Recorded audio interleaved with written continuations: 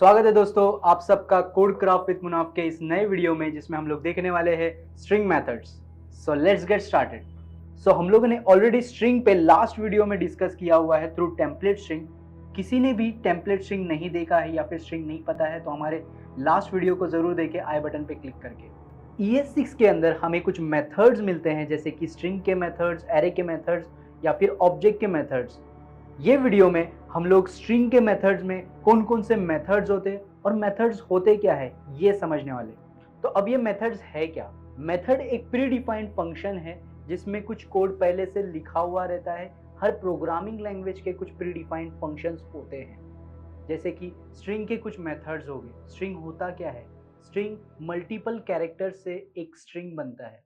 So for example तुम्हें string में check करना है कि ये कैरेक्टर प्रेजेंट है या नहीं, तो तुम्हें चेक करना पड़ेगा, तुम्हें कोड लिखना पड़ेगा उसका वापस से लूप लगा के एटसेट्रा एटसेट्रा।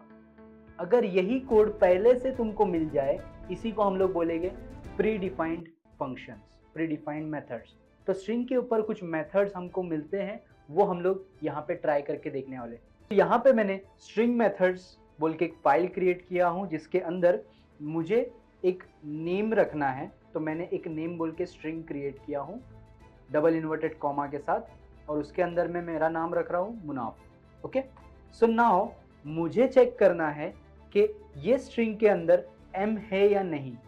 तो इसके लिए भी मुझे मेथड मिल जाता है, जैसे कि मुझे मेथड्स इम्प्लीमेंट कैसे करना है वो भी देख लेते हैं। तो जो भी स्ट्रिंग पे मुझे मेथड इम्प्लीमेंट करना रहेगा, मैं उस वेरिएबल का नाम जिसमें मैंने स्ट्रिंग स्टोर किया हुआ है उसका नाम लिखूंगा और उसके बाद डॉट नोटेशन का यूज करूंगा, डॉट, जिसके थ्रू मुझे वो सारे मेथड्स अवेलेबल हो जाएंगे। तो मैं यहाँ पे यूज कर रहा हूँ इंक्लूड्स, क्योंकि मुझे चेक करना है कि नेम के अंदर m है या नहीं। तो मैं यहाँ पे डबल इन्वर्टेड कॉमा में अगेन उसको m पास कर रहा हूँ और इसको कंसोल कर रहा हूँ कि ये मेथड जो है वो रिटर्न क्या करने वाला है। सो सेव किया मैंने एंड टर्मिनल में नोड स्ट्रिंग मेथड्स लिखा एंड रन किया। मुझे बुलियन वैल्यू ट्रू मिली। इसका मतलब कि नेम के अंदर m वैल्यू प्रेजेंट है।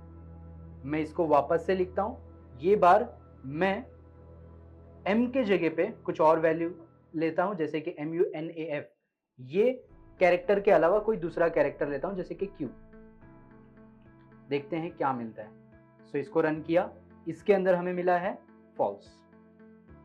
इसके अलावा हमारे पास बहुत सारे मेथड्स हमारे पास मौजूद होते हैं, जैसे कि स्टार्ट्स विद, और इसके अलावा हमारे को प्रॉपर्टीज भी मिलती है, जैसे कि कंसोल डॉट लॉग करता हूं मैं। मुझे जानना है कि नेम का लेंथ क्या है, नेम का लेंथ क्या है, ठीक है।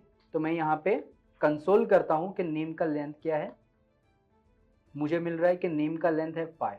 फॉर इन केस मुझे लूप करना है नेम पे, मुझे पता नहीं है कि नेम ही नहीं, कोई भी स्ट्रिंग जिसके ऊपर मुझे पता नहीं कि स्ट्रिंग के अंदर कितने कैरेक्टर्स प्रेजेंट है, तो वो केस में मैं लेंथ बोल के प्रॉपर्टी का यूज कर सकता हूँ, जो क्या करेगा, मुझे लेंथ का मुझे स्ट्रिंग का लेंथ प्रोवाइड करेगा। तो वो केस में मुझे मिल रहा है 5। तो हमें अगर नेम को, जो स्ट्रिंग है मेरा, उसको पूरा अपर केस करना है या फिर उसको पूरा लोअर केस करना है, उसके लिए भी हमारे पास मेथड मिल जाता है, जैसे कि टू अपर केस या फिर टू लोअर केस। ये हमारे को मेथड मिल जाता है पहले से प्री डिफाइंड। तो इसको हम लोग एक बार यूज करके देखते हैं। हमें क्या करना पड़ेगा, नेम पे टू अपर केस मेथड का यूज करना पड़ेगा, कुछ इस तरह के डॉट नोटेशन का यूज करके।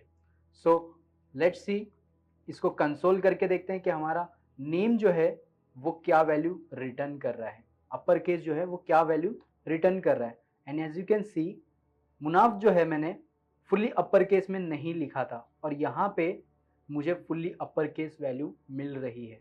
तो मैं सेम चीज़ लोअर केस के लिए अप्लाई करके देखता हूँ कि लोअर केस में हो क्या रहा है। Okay, so to lower case हमको यूज करना पड़ेगा, टू लोअर केस, एंड वापस से मेरे कोड को रन करता हूँ। And as you can see, मुनाफ जो है फुल्ली लोअर केस में मिला है, जबकि उसका m जो था वो कैपिटल में था। Okay, now after using lower case ये फुल्ली स्मॉल में हमें मिल गया है। ऐसे और भी मेथड्स हमको मिलते हैं। तो जैसे कि मैं यहाँ पे नेम के जगह पे मैं नेम्स रखता हूँ स्ट्रिंग के अंदर, ठीक है।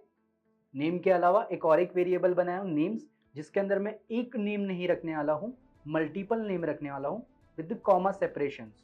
फॉर एग्जांपल पहला तो मुनाफ रख लेता हूँ, सेकंड चिन्मय रख लेता हूँ, थर्ड आदिल रख लेता हूँ। ओके, ये 3 वर्ड्स है with comma separation. But computer के लिए ये फुल्ली एक स्ट्रिंग है। हमें उसको कोड थ्रू बताना है कि कॉमा सेपरेटेड हमें जो हमारे नेम्स है उनको अलग अलग स्प्लिट करके दे। ओके, इसके लिए भी हमारे पास एक मेथड आ जाता है, दैट इज स्प्लिट मेथड। तो मैं वो स्ट्रिंग पे, नेम्स वाली स्ट्रिंग पे मैं स्प्लिट मेथड का यूज करूंगा, जिसके अंदर हमें बताना पड़ेगा कि किस बेसिस पे तुम्हें स्प्लिट करना है कंप्यूटर को। तो यहाँ पे मैं बता रहा हूँ स्ट्रिंग के अंदर कॉमा के बेसिस पे स्प्लिट करना है, क्योंकि मैंने कॉमा सेपरेटेड सारे स्ट्रिंग्स, सारे वैल्यूज को रखा हुआ है। तो मुझे यहाँ पे बताना पड़ेगा कि कॉमा के बेसिस पे तुम्हें स्प्लिट करना है। तो ये मुझे क्या रिटर्न करता है, ये हम लोग कंसोल में अगेन देखते हैं। तो मैं वापस से मेरे फाइल को रन करता हूँ and as you can see again इसने एक एरे रिटर्न किया है विद द वैल्यूज जो हम लोग ने नेम्स में लिखा था, मुनाफ, चिन्मय एंड आदिल। एक एरे के अंदर उसने रिटर्न किया है विद द वैल्यू जो हम लोग ने नेम्स के अंदर डिफाइन किया है।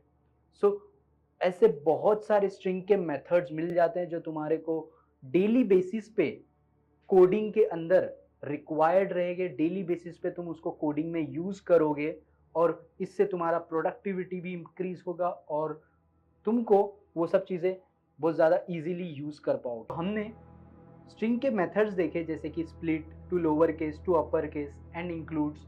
इसके अलावा प्रॉपर्टीज भी देखे, जैसे कि लेंथ प्रॉपर्टी।